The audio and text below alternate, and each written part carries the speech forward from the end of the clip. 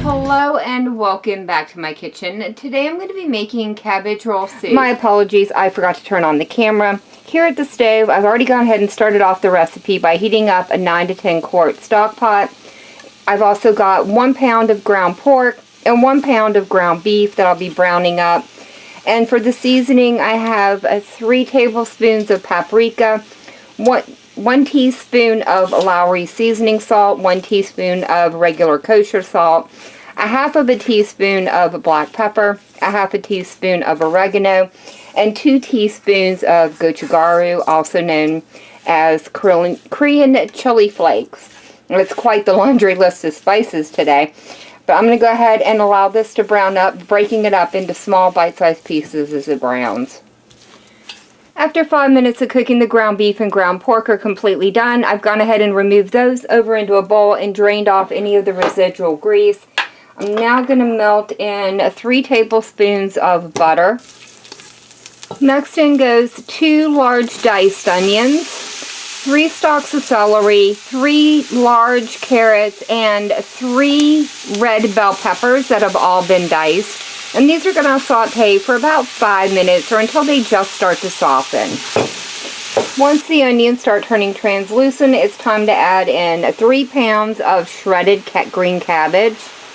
Now that all 3 pounds of cabbage are in, I'm going to cover it with a lid and allow it to cook for about 10 minutes so the cabbage starts to soften up. Once the cabbage is wilted, add the ground meat back in, along with a 14-ounce can of diced tomatoes, a 28-ounce can of tomato sauce, and 5 to 6 cups of either water or chicken stock. Today I'm using chicken stock. This now gets covered and it'll be allowed to simmer until all the vegetables are tender. It took about a half an hour for all the vegetables to become tender, and I've gone ahead and plated it up. I am serving this on top of rice that I cooked off earlier, and I've garnished it with just a little bit of shredded cheddar cheese.